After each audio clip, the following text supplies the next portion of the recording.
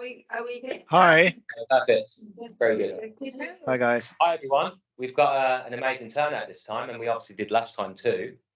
Just wanted to say a quick hello. I'm Kieran from the in-group. Got Ashley here as well from the in-group, and we're helping host this session today. Again, thank you so much for everyone for coming physically here and also on the online.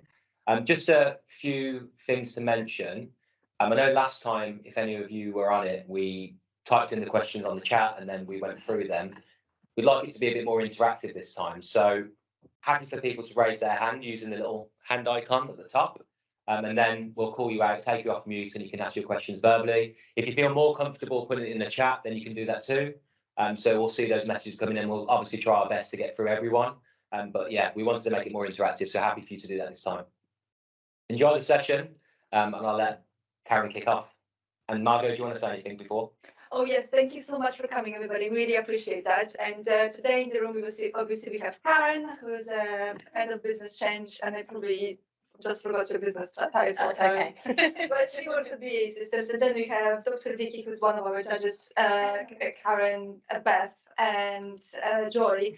I want to say Jules for a second. She would have killed me for doing that. And on mine we have Jigar, who's also one of our winners. He couldn't join us in the room, and obviously plenty of other fantastic people like yourselves, including David Foster, our head judge. So over to you, Karen. Okay, well, first of all, welcome everybody. So thank you for joining us. This is our second change talk. So by now, obviously, we're going to be fantastic at this. It can only get better. We want to try and make it each one of these. We want to try and focus on some different questions as well. There might be some similarities, but we want to try and make sure that we pull out some really interesting topics. And obviously we're going to make sure that we do it informally, but we have a bit of fun with it, and we get some really good information, some conversation flowing. So just to start, obviously we've got 4 of our Change Award winners, 3 in the room, and we've also got Jigar on the other screen. So welcome, award winners. Obviously this is very much about yourselves, but we also have our judges as well who would like to join in the conversation. We've got the in-group and the lovely Margot, of course. If we want to first of all, I think, start on personal journeys, I always think it's worth just understanding a little bit more about our winners. So if I can go to, let's say you're in the room first of all, does anybody want to just start and give me a little bit of information around your personal journey, how you got into change management? Rachel. I'm happy to go first. Yeah, hi, I'm Rachel Butler, and I'm head of change at Anglian Water. And I've been in change for over 20 years, I would say. Probably more focused on change management in the last 5 years. Okay, thank you. Brilliant. Hi, so Beth Rylatt. I've been working within kind of transformation and projects and things for the last 15 years or so. And I think in particular, when I've joined BE, there was recognised about a different culture that we need to set in place because of the behaviours with the volume of change that we were going through wasn't quite right. And that really was how I started getting introduced into change management and how the benefits can bring in people.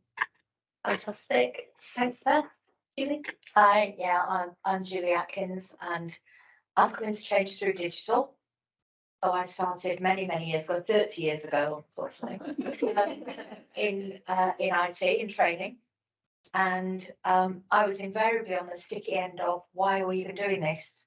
So people would come into my training room and they'd no idea any of the context or why they were doing this. I thought there must be a better way. There must be something else to this. So I started doing some research and investigating and found that actually there was a better way. So I now work with NHS England implementing digital technologies, but through people and process rather than through the tech. Fantastic. Yes, so there's quite a difference there, isn't it? Just not just through the tech, but actually recognising the impact of that digital transformation. Yeah, it's about how the tech supports people to do their jobs, not in itself. Fantastic. Jigar? Do you want to give us a bit of your personal journey, if that's okay? Good to meet you. Can you guys hear me okay? Yes, perfect. Good stuff. Similarly, mine's from a digital background. I've worked with Microsoft systems for far too long to remember.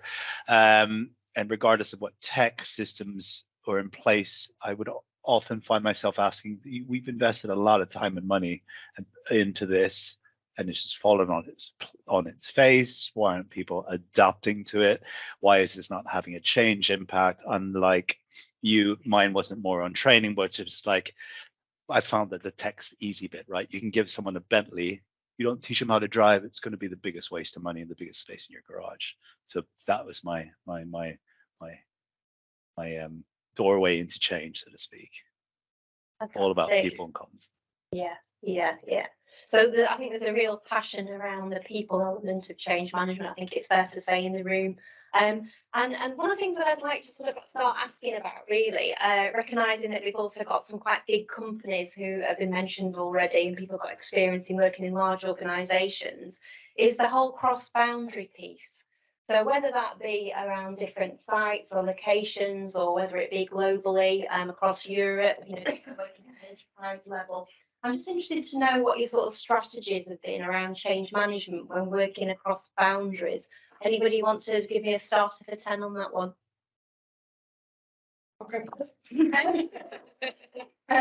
So just for the nature of our business, we're international anyway. We have pockets all over the world, and there was a recognition that with change management being a new concept and new career, we wanted to make sure that we had representation across all of our different locations, recognising though that different maturity states in each area. So the first thing that we did was actually set up a SIG, specialist interest group, where we had a representative from each of our business sectors. And then that grew a bit broader as well. So we started incorporating different geographical locations as well. And within each of our business sectors, we had our own individual SIG as well. So we were able to bring all of that together cohesively.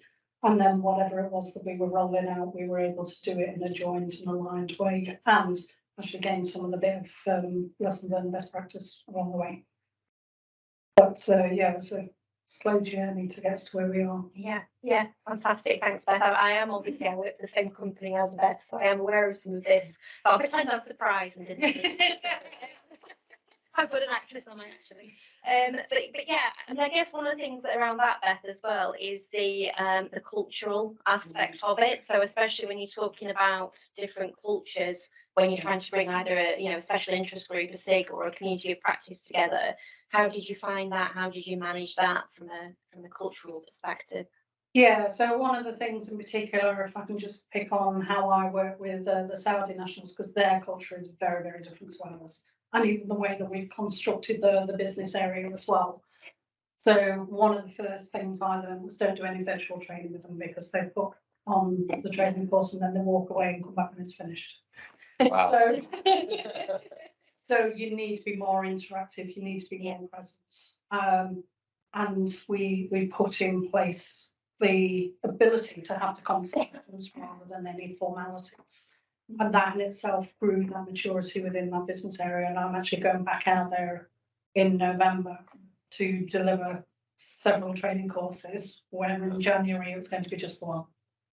So that in itself, even over this period of time, has grown massively. Yeah. So you just need to take into account in the same way that you do actually when you're delivering change, different stakeholders, different requirements. Yeah.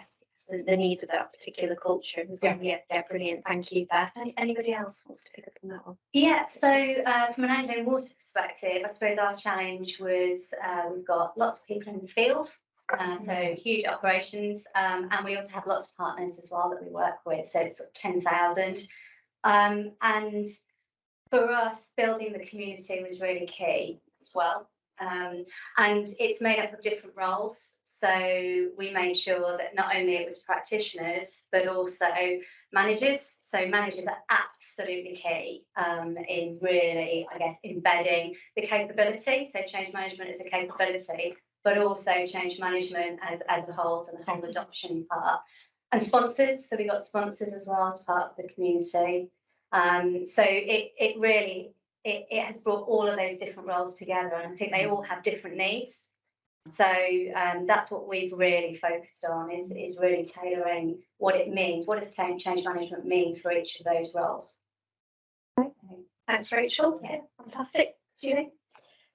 Well, you've got slightly different because we're not global, we're not Europe. I work for NHS England, but within NHS England, there are secondary care organisations, so there are acute trusts, there are community trusts, there are mental health trusts, there's primary care down to GP practices, there's social care, and voluntary sector. So the people involved in a variety of different organisations doing different things.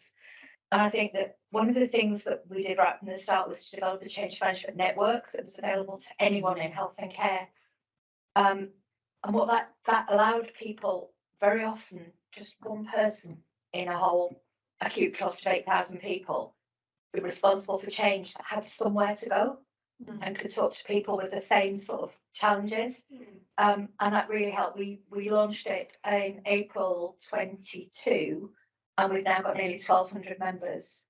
And the pull was also from other public sector organisations. So we've got lots of, Ministry of Justice, Department of Trade, etc. Lots of other public sector organisations who had the same challenges that wanted access to our network.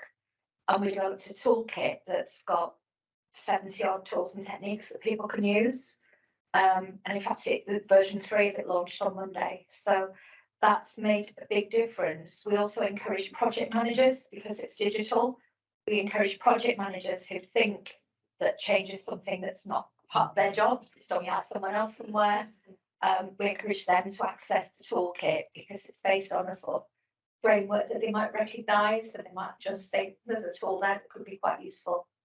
So that was fascinating how everybody came together. Yeah. So lots of boundaries that might be partly geographical, but also boundaries in terms of the types of stakeholders that you've got. And I just wonder as well how you would utilise some of your leaders out in the business with regards to those different stakeholders. Any thoughts around that? Was there anything that your approach around that? Because obviously the requirements and the language is going to be slightly different, isn't it, for the groups of people? Yeah, and one of the things that we're developing, we're just about to go live with actually, is a workshop called Leading Change that we've developed for middle and to senior managers, because very often the change team, if there is such a thing, and very often in trusts there's a quality improvement team that sort of do change, but they tend to do small scale change. So delivering a big electronic patient record system, for example, is that it's alien to a lot of them, and they'll struggle with that. So we really need to get the senior team, and in fact the middle managers, on board to free up their staff, because that's the biggest challenge. Yeah, developing a change network that no one's allowed to engage with. Yeah, that makes sense. I'd like to come back to this the change leadership element in a moment. I just want to ask Jigo about his experience about the cross-boundary bit, but let's pick that one up again, because I think that's probably an area that people would like to know a little bit more about. Jigo, what about your own personal experiences around cross-boundary working when looking at change management? Well, it's quite similar to what was just mentioned as well. There are two elements. There's the end user, so the what's in it for me. Why is Joe Bloggs going to get up from his desk and actually come to a meeting, a training session, anything that instigates change? Because although people scream for it, inherently we're scared of change, right? We're very comfortable in our little buckets.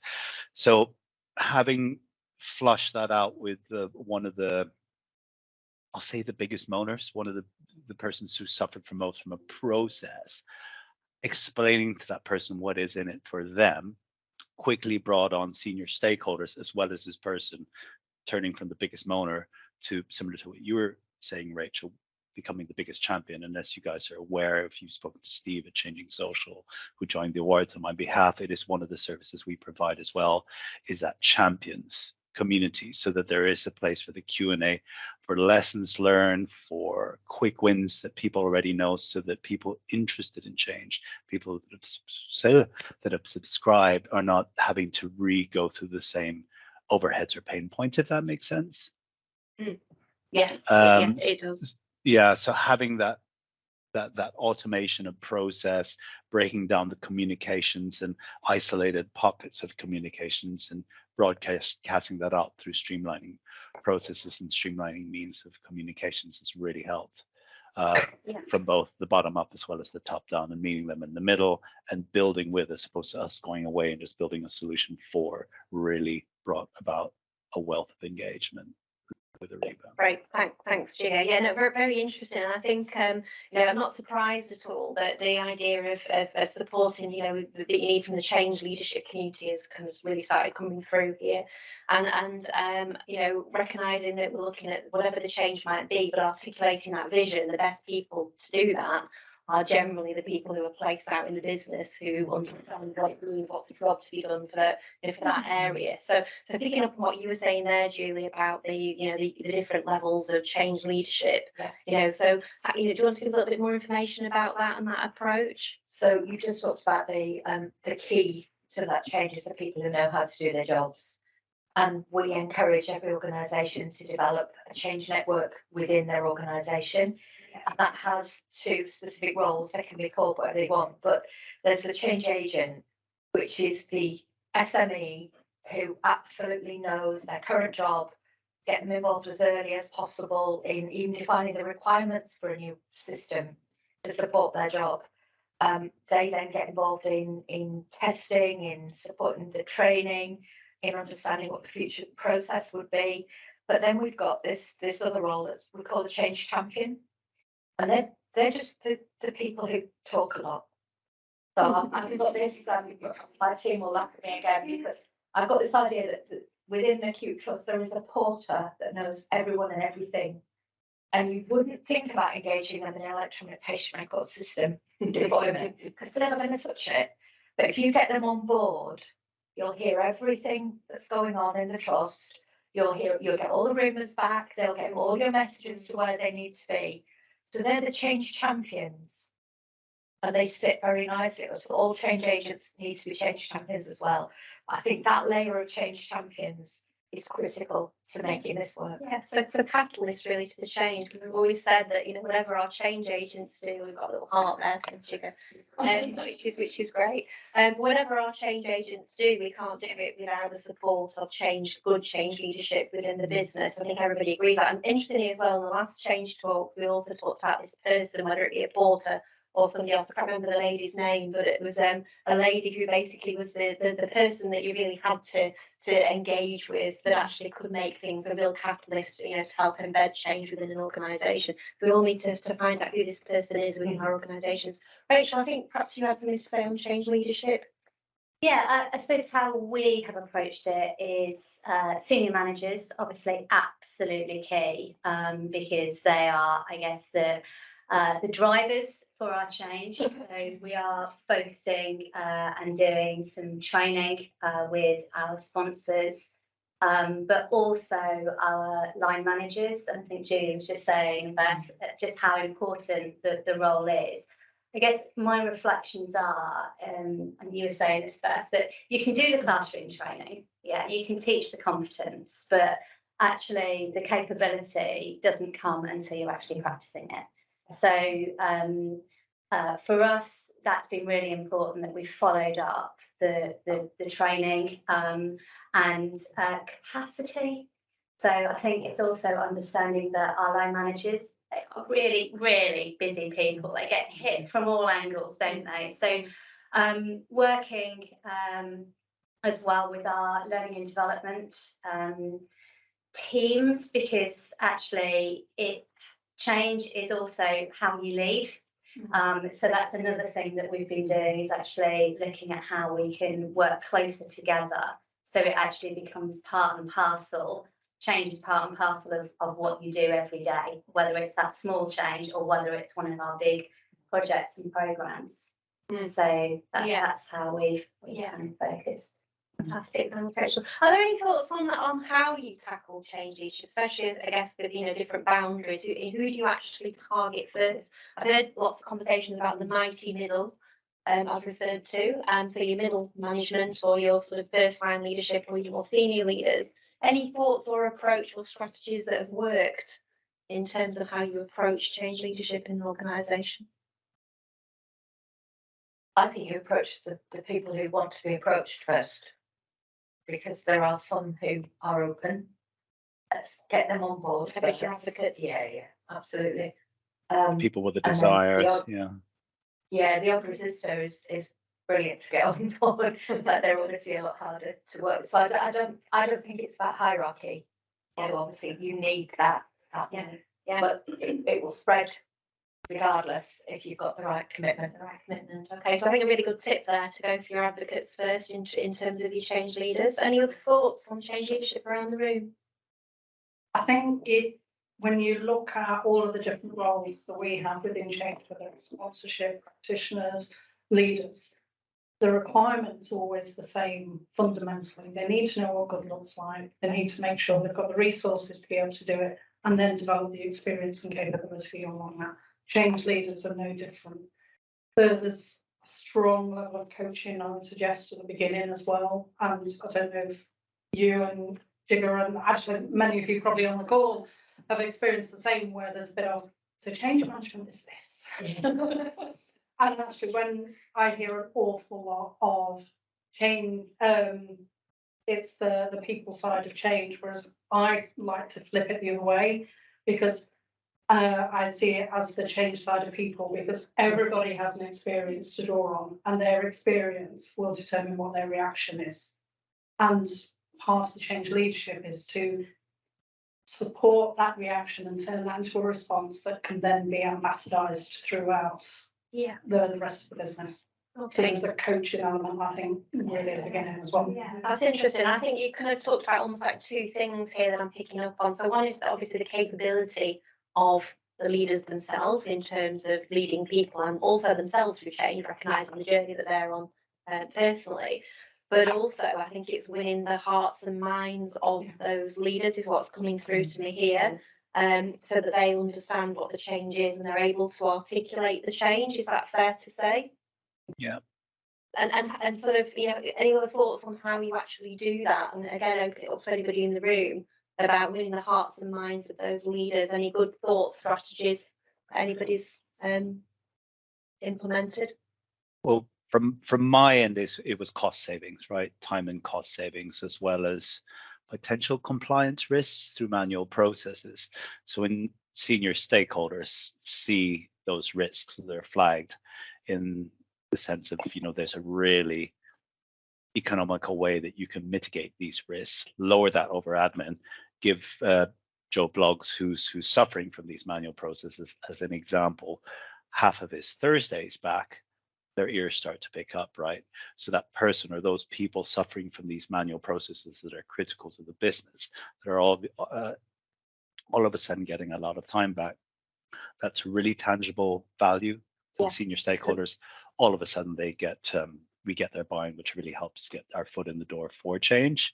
And like we were talking about earlier, for the guys, the winners in the room, lots of these moaners quickly turned into the champions, because these are the guys suffering from these manual processes, right? So these people that would scream from the top of the mountain somehow not so good things are in terms of internal ways of working, are you know, flipping that around and screaming for the top of the mountains and championing the new ways of working, instigating change across the different regions. So it was really powerful, even having one or two of those moaners turning into champions. And then all of a sudden they're like, what, you've got how much time back? And we're no longer in breach of X, Y, and Z. We'll go the details of. So it was really satisfying. That's great. Thank you, Jigger. So I think it's probably fair to say then, you know, it is about those benefits. It becomes the what's in it for me. So recognising those leaders are just going through exactly the same change journey themselves. So as much as you want to rely on them as, you know, to help embed the change, they've got to get through it and understand and accept the change themselves. I think one of the challenges as well, particularly in the public sector, is very often there's got to be a large benefits case to implementing. So, you know, there's £1 million worth of electronic patient record.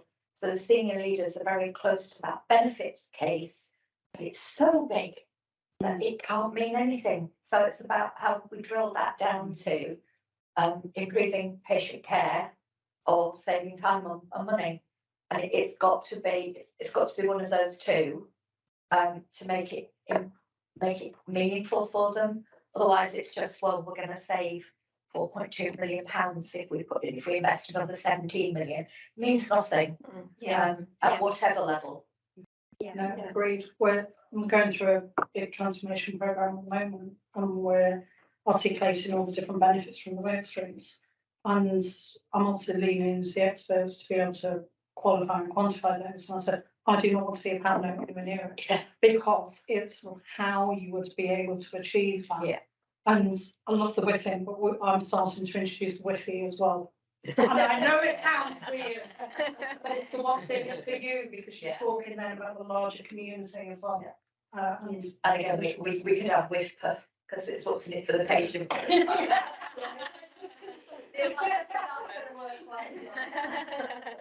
I'd like to add something as well. We're working with a client at the moment where we've deployed a team of change managers to a program that's already been in mid-flight. And there's a lot of senior leaders that are invested in this, but there's a lot of change fatigue. So they've seen this program fail twice. There's a lot of benefits, and there's a lot of benefits realization that's happening across the change management team. But the struggle is, how do you get those people on board when, one, there's a lot of change fatigue, they haven't really seen the change land, and now they're in a position of, we know this is good for us, but we just can't see the impact. And we've obviously now brought in that team to try and change that around. But if you are that change team going in, what do you do to change that mindset? Like, get them on a journey of, that was the past, this is now the future, or this is the present. What would you do in that? That's sorry to cut you in, but I think that's also a very good point, because oftentimes we change managers, we come over to an organization at a different point in time. So yes, some of us do work permanently for a company, like the ladies here, but some of us work on projects, right? So essentially what you have just mentioned, there is a team of people that have been deployed, they come in, what do they do? I'm not sure what people think about the good global standard case for change workshop. Is that something that we would do as an entry point? Get all those leaders back? I think the change vision workshop, rather Yeah. than necessarily, because the case for change tends to be a bit more of a document that has to go through all the governance process and all that. Just getting them to identify and be able to see and feel and hear, Bring it to life. bring it to life. So it's change vision, and that doesn't matter whether they're just about to deploy or whether they're at the start of putting in their business case. Obviously, the earlier the better would be great, but I think very often they're just about to deploy and realise that they haven't thought about the change vision. They're not quite sure what the future will look like. And it's never too late to share that and make that real. It's also, I think, never too late to stop. And oftentimes I've been in deployed to projects where it's just permanent repetition of, well, we've got good governance, great, but we are not getting anywhere with this. So what are we going to do about this? And that's change leadership, when somebody's actually able to make that decision, pulling those people, important people together in a room. Yes, like you said, creating that vision or asking them what's in it for them, how do they see it? It could be a good point in time to for the leaders to actually make a decision whether we do want to go ahead with that investment or not. That's at least from my experience. I'm not sure if you have any questions in the room. I was going to say, one of the other techniques as well that I've done is, if things aren't, should we say, are going according to plan. Yeah, I love that. Yeah. I've heard that a few times. Yeah, you not even plan these things. It's literally just put a pause on things. Yes. And we'd probably end up doing something like a pre-mortem of all the things that could go wrong. You've obviously identified some because you've not gotten to where you wanted to be yet. And then you can start to address those, because I would imagine when you start unpicking some of those and getting to some of the root causes as to what's got you where you are, it stems from those. And then you're able to build up your resistance plans and everything else as well that goes alongside, and making sure you've got your sponsor front and foremost, advocating why we're doing what we're doing in the coalition, so that actually if things go a little bit adrift again, you don't get that far adrift. I think that takes us nicely into the other bit that I'd like to focus on today, which is around the practicalities of change management. So, for example, we're just talking then around, always going to have the iterative process. You go back and you're constantly renewing and reviewing some of the thought process that you've had as you move through the change, maturing your information as it's coming to you, maturing your documents, etc. So what are your thoughts around toolkits and processes, especially when you've got federated organisations? Does everybody need to do things the same way? Is it, how do you go about implementing your structures, your toolkits, your processes? Any thoughts on that? I'll go to Rachel or Yeah, it's an interesting one, isn't it? Because there's a lot around does everyone have to do it the same way? You know, death by template. I personally, just from my experience, I think you do need a way of doing it, because actually it does bring, I guess, consistency. I guess I don't get too hung up on whether I don't know, I'm just making this up, but a strategy or a terms of reference or whatever it might be are in the corporate template. It is more somebody has actually looked at those. It also helps as well build the capability, I think, as well, when you've got a standard way of doing things. So yeah, I guess it's a balance, isn't it? A balance from sort of pie in the sky to actually say like that death by template. But we found that actually it was a huge gap for us.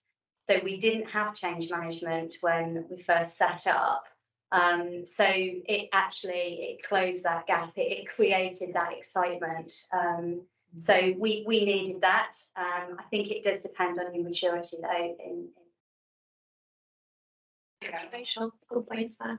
I would massively agree. So when we first started out, to give some kind of structure, we introduced a framework that you could utilise, and then according to the complexity of that change, you can go big bang or little bang, and you just flex. The important piece is the value of the conversations as you're going through to achieve the outcomes and the benefits, rather than ticking a box on the paper. Okay. Julie, do you have anything you want to Yeah, well, our change management network has a toolkit that we developed, and in fact, we developed it within our function for our own internal use, because we found that everybody was saying, "Have you got this template? Have you got something?" And then we found that more and more of our customers, as in NHS trusts, GP practices, etc., were saying, "Have you got?" So we developed it into a front-facing toolkit. But we encourage our customers to customise. So it's a great look. There's something, it's a starting point. There's how we would encourage you to do stakeholder analysis. Do what you want with it. If you want support in using that tool, we can give you that support. If you've got something better than we've got, please share it so that we can put that in the toolkit and share it on. So it's about giving someone a starter for 10, but encouraging them to use it in their own way. Fantastic. You need the flexibility. Yeah. Can I ask you what your thoughts are on this? I was going to agree wholeheartedly with them, even down to the training, right? So in Changing Social, we'll have a template, for want of better words, for that whole change journey. But depending on the different stakeholders, the different types of personality, us as change agents need to change our approach depending on the appetite, the resistance, the engagement of the client, and the different parties within the different stakeholders, groups, departments, or business units, right? There'll be some people that will want something more intimate, something more visual. There'll be some that will want something text-based. So we have to adapt that way as well in terms of how we push out change. For me personally, it's always keeping my eye and reiterating what's in the whims, the what's in it for me, for the people we're talking to. Thank you. In terms of what Julie said, I thought it was really interesting. How do you get that feedback over how to shape and change the toolkit? Through lots of experience. What we like to do, because a lot of our things are remote, ever since COVID, people tend to not turn up, is we like to have people with their cameras on, because then you can see people glazing over, within 5 minutes, you can tell whether people are listening to you, whether they care about what you're saying or not, right? If they don't, then take a step back, and whether you make the change right then and there, whether you do it internally as a project team, or whether they're reinforcing that what you're saying is something of value to them. that would be the starting point. The actual what you would change would be dependent on what you're talking about. And if that makes sense. Does, yeah. Yeah, I think also community, like as Rachel said, and I think also maybe this happened to the project you were on. So a lot of it actually comes from experience. That's why I keep saying it. I keep reiterating it to people that once you have landed yourself a role of change manager, it's not going to get easier. Because that's true. The job is not easy. But anyway, we have a question from Jeanette. I don't know how do we unmute Jeanette? I've unmuted. Jeanette just has to unmute herself. You have to unmute yourself, Jeanette. I can unmute myself. There we go. Technology at its best. Thank you. All right, just want to say thank you for letting me come along. But I think my question is more probably towards Rachel and what you said there, because we work in very similar businesses. I work for Thames Water, and we're at the right at the beginning of our journey around implementing change management into the function I work in.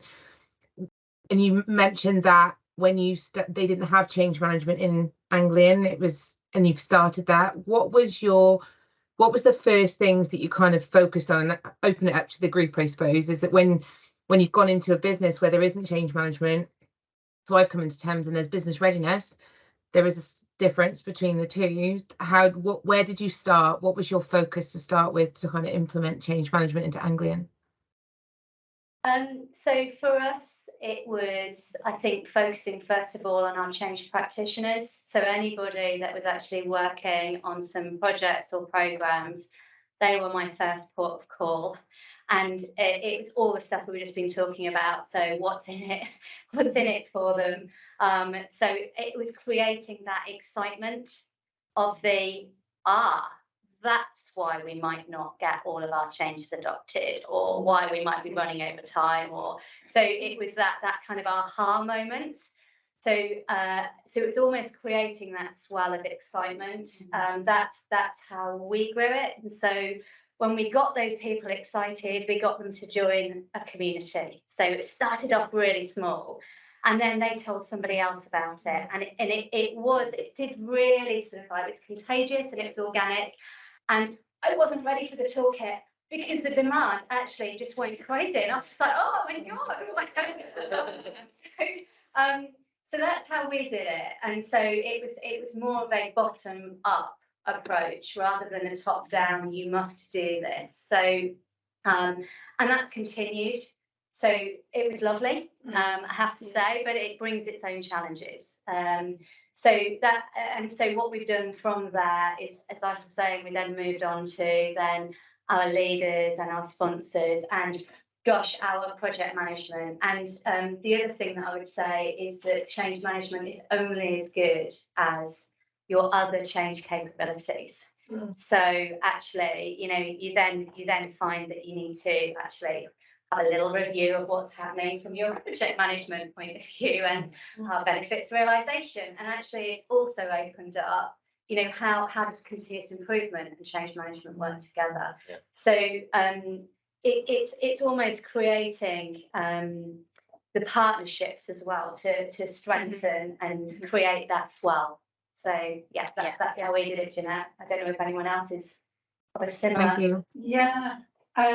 When we started in BA, frankly, 4 years ago now, we were recognising that some of our projects, because I'm actually embedded into the project management function, weren't delivering the benefits we wanted to. So we kind of did an investigation into what that was when we came across the change management concept. And we ourselves then went on a training course so that we knew what we were talking about. That enabled us then to build up a business case to start growing the capability. And we got senior sponsors put in place. We've gone through a couple over the years, but who really supported what we were trying to do. So we kind of did a bottom up and a top down at the same time. Yeah. Does it also, it's just a curiosity question, does it also help if you, I suppose, go outside of your immediate network within the organization and maybe find an outsider group of people with similar, mindset or similar capabilities that can actually also, in addition to what you are doing, maybe guide you somewhat or provide you with examples, Does that also help? I think it depends on the organisation you're in. So in the NHS, they have as you'll be aware, they have an innate distrust of anyone that's not in the NHS. So what we really need to do is to make sure that people within the culture get it. So we did very similar to you, really. We looked at what's not worked in the past, what has not worked, particularly in terms of digital, where has tech been implemented and no one's used it, and then went back into why that might have been and how, had we done this, it might have been better. And that got people to say, well, okay, try it then. Try doing this and see if it gets better. And because of the impact that that's having, we went from just the starting point of one programme doing that. We've now got 6 programmes that are saying, please can you come and do that with us? Yeah. Which is, as you said, just grows organically, and we've got similar challenges. We can't actually meet the demand people. We're the same. I mean, Yes, employed in the work, isn't it? Well, so that's a completely, it's like you're working within a, I don't know, it's a very fancy what?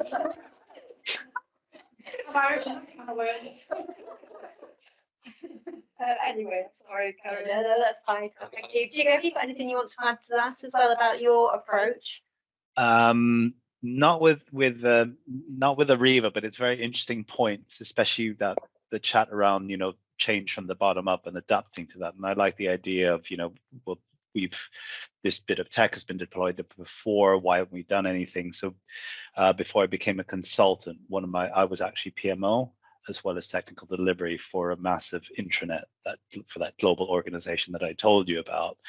As we know, intranets can be quite confusing, and it's all about communication. What we found out from the masses, from all the different regions around the world, is what they really needed was not yet more HR policies shoved down their throats, but they need collaboration spaces to break down those barriers. So it turned from an intranet product to that communications and collaboration. Had we not listened to the masses and just did what the initial scope was, obviously we had more flexibility because this is all in-house. It would just follow. It would have been yet another system that just grew mold, if you like. But it's, you know, it's widely used. I'm no longer with the company. My partner still is, and I can still see her using the platforms to collaborate with the Middle East, with Singapore, with the Americas. So the things that this is way before change in my career. So just what I'm hearing from this as well, just a few little things just to recap on, and the importance of learning from experience. I think everyone's agreeing that that's something you do a post-mortem partway through, or whether it's something you look at old projects, why things went wrong, etc. Really important. With the toolkits, it seems to be, you know, that we want to be as consistent as possible, but as tailored as necessary within our organisations. I think it's probably a way to put that. The other thing, I guess, as well is, you know, with regards to your toolkits, it'd be really interesting, I think, if we could all at some point see each other's toolkits. I've got this whole thing about, you know, like bring out your dead, you know, let's see an amnesty on toolkits, you know, let's see each other's toolkits. It'd be absolutely fascinating to see these toolkits all exist. Don't worry, Karen, I will sort it out for you. That's a good one, yeah. Present by toolkit, and that's where we've got quite a few members of cross-government organisations in our community for exactly that reason. And there's now a cross-government change management working group. Yes, so we're making progress. Yeah, that's really good. I mean, obviously, as a special interest group, you know, there probably is a toolkit special interest group about to grow from this conversation. But yeah, it also links me to the sort of the external and internal influence. So recognising different organisations require different things. But I think it's a really good point to think about, you know, actually, it's not just what we see within our own organisations, it's also looking outwards too, to see what the art of the possible is. Absolutely. I mean, since the awards night, I've now joined the APM Enabling Change SIG as one of their board members. So I'm going to start to get a lot more visibility about it, just because it kicked in August. So that's going to help us grow, but equally through, you know, Kira, we've had ongoing conversations since the night as well, and actually Ket and the CMI have been really helpful for me, putting me in touch with various people and bringing that in-house, because the last thing we would want to do is build something that is not market standard, or you lose that learning. I think it's really important to have that external exposure, because you know, I work with heads of change that have been within one business for 7 years and they know their organisation. Of course, they have their network, but then people like contractors or organisations that deal with multiple clients, they see how people do things different, but also see the common trends across organisations. I mean, things that I'm seeing at the moment that are quite common are, issues with portfolio management, so that makes it difficult for change practitioners to deliver their work. Issues with continuous improvement. They come in and do an amazing job, but it didn't fall flat on its face. So you don't really get that, that drive. So when the next program kicks off, oh yeah, we spent all this money on change management, but then after 3 months, when that organisation or that external body left, or someone's been moved from one thing to another, we've not got that continuous change management support. There are a few common things that I'm seeing across multiple organisations that, it's about bringing it all together. How do you bring all that together so it's one transformation hub? They're all working together to make sure that everything is continuing and is effective. And I think one more point I wanted to make, and that's from she's going to brazenly talk about Melanie Franklin. But so Mel, she's released the benchmarking survey, and I'm thinking, what a brilliant idea to do this survey across different companies and to see where we all are. It's not about being competitive with one another. It is genuine about understanding each one of our capability for change within our organizations, and how can we cross, like you said, learn from one another internally and externally. So if people haven't heard about it, go to her website. I'm sure it's somewhere over there. But yeah, I would encourage people to participate in the survey. Yeah, it's great. I mean, I sat with Mel literally yesterday and she was giving me some of the figures, and it's crazy to see that only 18% of change management is celebrated in an organisation, and how much of that celebration is really key to the continuous success. You might be getting an email from us because we are driving that survey as well, and helping Melanie to get some more traction. Yes, come on. Yes. Same with change awards, everybody. But I think that celebration actually feeds in really well with the change awards. It's the first national thing, and it was great to see it because it almost feels like it's proper recognition. Yeah. I think we're moving on very nicely now to the change awards and working with external partners. So obviously the few things have been mentioned. Obviously the Change Management Institute has been mentioned, which I think a lot of companies, I guess on the phone, will be aware of the Change Management Institute, potentially working with the Change Management Institute, and obviously our very own change awards as well. So I'd like to sort of speak to our 4 winners here and talk a little bit about their own personal journey in terms of the change awards and what that's meant to them.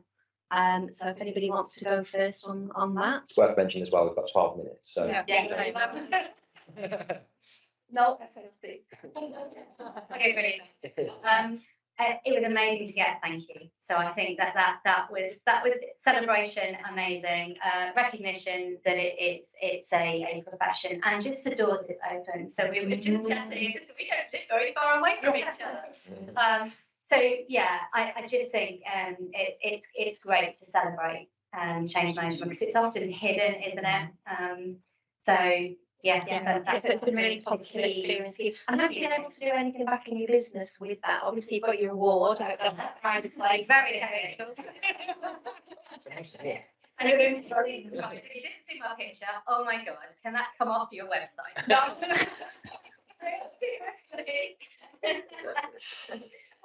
it's good to demonstrate the profession, isn't it, as well? Yeah, I was really proud to go back. And to say thank you to our community, because actually it wasn't just me, it was actually a thank you to everybody.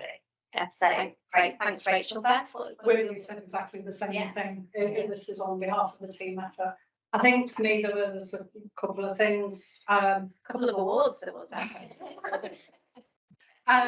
think we all suffer with imposter syndrome at some point in our lives, if not every day. And so it was really great to get those voices out. Maybe do you know what I'm talking about? But actually, the real benefit for me, twofold. It's about setting the inspiration for the next generation and being able to do that, and bring people else along. And I'd love to win an award every year, but actually I kind of don't. I want to be able to bring other people in as well instead, and give them the recognition that they very clearly deserve. But for me personally, I think it's created a buzz around, and actually the timing couldn't have been better for us because the sector I worked in, we did an international roadshow not long after, and we were able to put the change awards. So thank you, Margaret. Those awards have travelled, haven't They they? have And they indeed. will continue to travel. So I think you need to, like, if you get an award, you have to send a postcard from wherever the award you take with you. But I think they're travelling again to a conference in Glasgow, aren't they, as well, in October from I've what I'm got, aware. I've got a conference that I went to a couple of months ago. I've got a conference in 2 weeks' time, UK one, and then we've got a global internal one that actually I think has driven as well to have our own change internal one as well next year. So it's created that buzz. Yeah, that's fantastic. Fantastic. Thank you, Julie. I don't think the award is travelable because it weighs a ton. It's lethally shaped as well. So what if we weren't arrested for carrying a lethal weapon on that night? So we were. But yeah, it's made a big difference. Again, we were talking about it earlier on. It isn't about me. It's about what we do within the NHS. But it's really helped with our credibility as a team because, you know, I join calls now and someone will introduce as the award-winning Jooli Atkins. And they're taking a mickey, but they recognise that. Yeah. You know, it's The profession. it's there, and it's something that they're used to getting awards for all sorts of things, particularly in IT. So yeah, it was really welcome. That's great, Julie. That's good to hear. Do you go? Yeah, I agree. You guys said it very well. It's no longer just a fluffy, intangible thing. It is a real thing. When I was a techie long time ago, I was like, guys, the tech's easy bit. You don't get it. No one's using the tech. Why is that? You know, fast forward to today. Personally, I was in shock, as Anna and Margaret. I hope you guys didn't record my reaction when you guys called me and Steve, because Steve had to get me on the mobile phone because I wasn't in the country. I have yet to see the physical award because it got stopped in customs, so it's back in the changing social office in Bristol. No. I'm out in Portugal at the moment, but I will see it, and I will get it. But thank you so much for. I'm still in shock. I mean, So, it's I think amazing fair to be say part of that- it.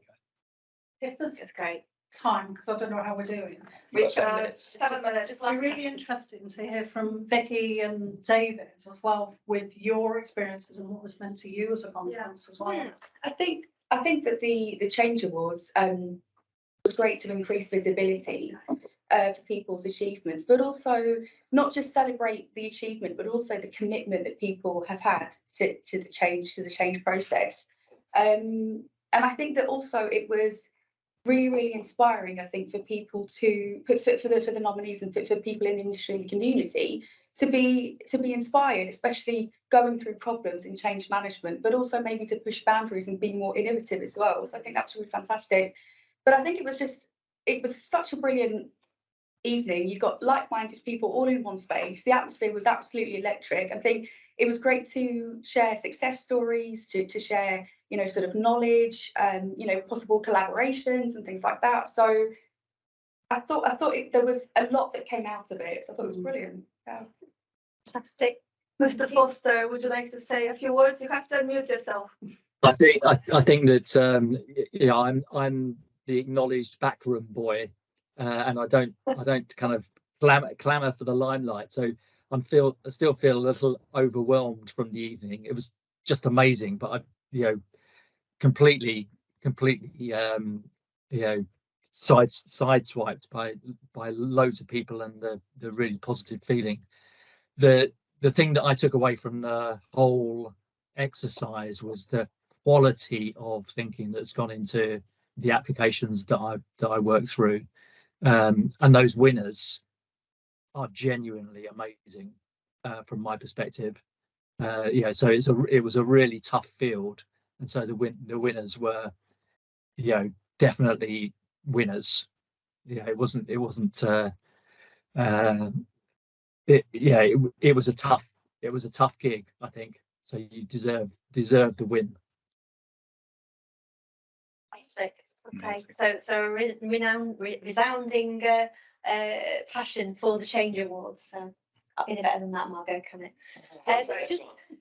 Just one last question, really. I'd just like to end on today, and I think it's been a really good conversation, so thank you everybody for that. But my question is more from an organisational perspective. If you had to give advice to an organisation who's just about to look at embedding a change, what would that advice be? Just a little snippet of advice. What would you give an organisation who are about to go through some organisational change? Look at the vision. What will this, what is it you're aiming to do? Not the benefits and not that, but what actually is it that you're trying to do? Because it may not be worth doing. Yeah. To be really clear about what good looks like in terms of what that change actually is. Yeah, being the most important. Okay, thank you. Definition of success. I'd agree. Yeah. Again, so what does it actually look like in terms of good? Yeah. And I think, can I just adding, sorry, to what Julie said, I think that vision is really important, and for there to be a really clear vision, because I think if people in the organisation don't understand what the vision is, they don't have confidence in managers. And it's happened with me being in an organisation where the vision has not been clear and we don't understand it, so we don't have confidence in it, and we don't know what that vision will look like in 3 years' time. So yeah, even as change managers, if we don't understand that, we can't actually, we don't know where to start either. So the vision is the starting point for me. Vision is the all important. And does that vision change at all? Would that vision change? Could do. And particularly if the starting point for the vision is actually we've got this all wrong. So that it's worth putting the effort into that to start with, because it could be that we've got it wrong, but it may not be completely wrong, and we might need to change it slightly, and that rather than get just towards deployment and think, well, wish we'd not started this. Seen that happen before. Me too. Yeah. Me too. Okay, thank you for that. Anybody else? Any thoughts? Jigger on the call. I would agree that, again, I'll say it again, it's the what's in it for me, and not my definition of success, but what is your definition of success? You who's about to go through the change. And it needs to be relatable. And you need to make sure it's going to stick at the other end. So what does a business as usual look like as well? Yeah, and that brings us back around to that conversation we had around change leadership, wasn't it? About being able to articulate what that vision looks like in terms of for this area. So going back again to the whole cross-boundary piece, whether it be about cultural boundaries or whether it be about different types of stakeholders, what does it actually mean to us? And I think that's probably a really nice sort of area to end on, in terms of making sure that those things are absolutely correct if we've got any chance of embedding the change within an organisation. So I guess that's it for today. And just to say thank you very, very much for everybody that's participated in the conversation. This has been Change Talk number 2. So please join us on Change Talk number 3 and have a good rest of the day. Thank you. I'd just like to mention as well, I'm pretty sure that everyone is super happy where they are, but of course here at the In-Group we support helping elevate the profession and support all you guys with your next career move or embedding you into a new contract. So, of course, if I'll pop an email in here. If anyone's looking for anything new, you can email me with your CV and have a chat. He's obviously paused the recording before saying that, right? I'm going to have to drop, guys. Lovely meeting you all, and thank you so much again for the invite. Thank you so much, guys. Have a lovely day, guys. Thank you. Thank you, Bye. everybody. Thank you.